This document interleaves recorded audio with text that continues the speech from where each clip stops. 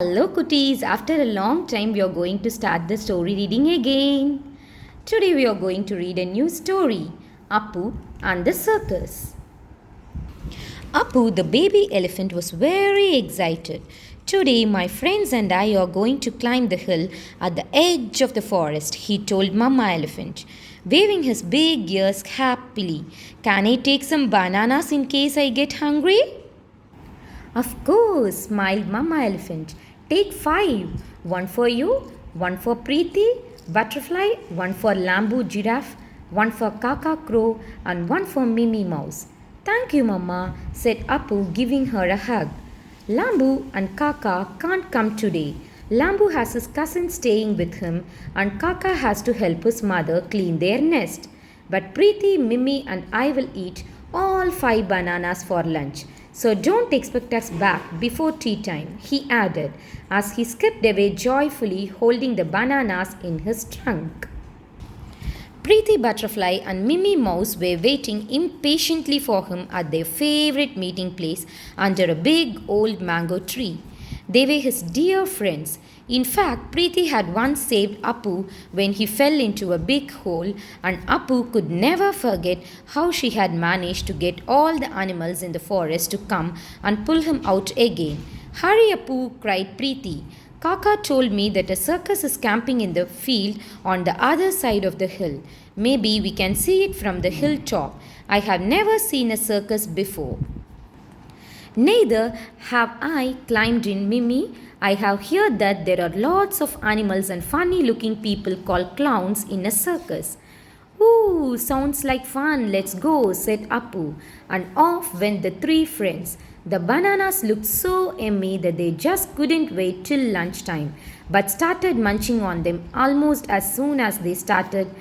At least Appu munched while Mimi nibbled on hers, and Preeti took dainty little licks of her banana, just like you and I would lick an ice cream. Since they had quite a long way to go, Mimi climbed on Appu's back and sat there grandly like a little princess. Preeti flew ahead, sometimes stopping for a rest on Appu's head, looking just like a big colorful bow over his ear. When they reached the top of the hill, they gasped in surprise. They could see a road on the other side, and beyond the road was a big green field which was covered with brightly colored tents. Oh, look, it's the circus, cried Preeti, fluttering her wings with excitement. Isn't it thrilling? It was indeed a beautiful sight. The people in the circus were practicing their acts, and they were really wonderful to see.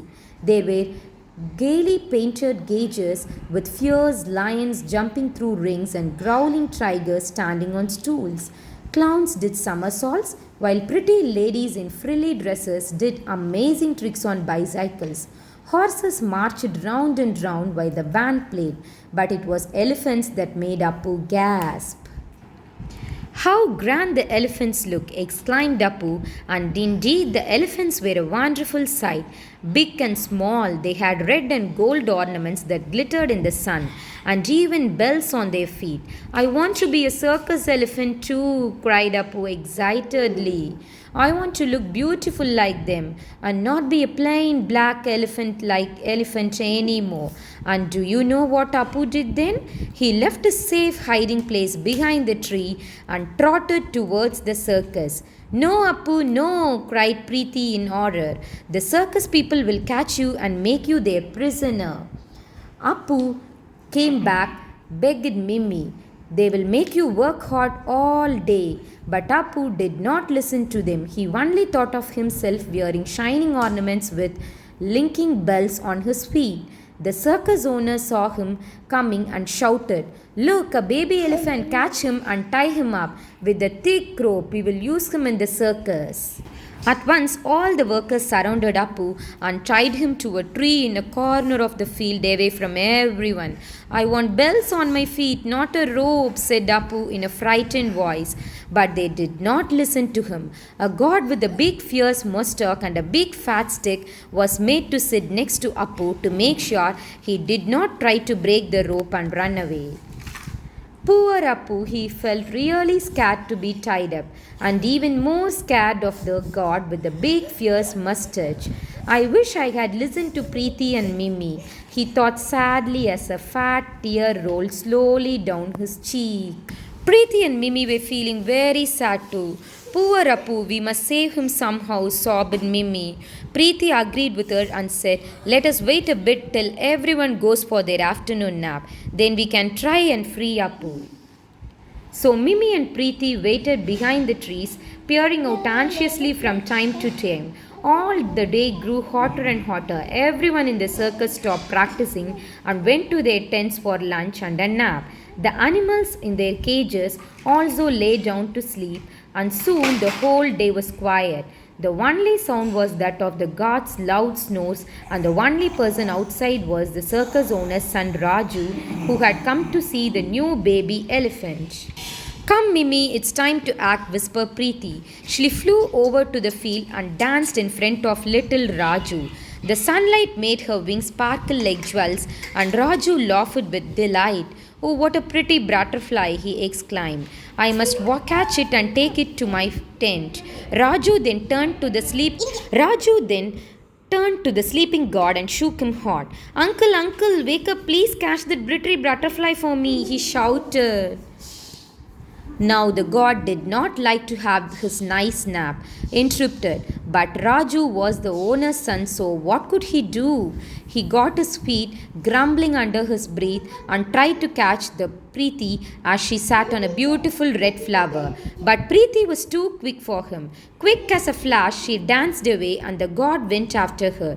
Do you know what clever Preeti did? She would allow the god to almost catch her, and then she would fly away, leading the god further and further from Appu.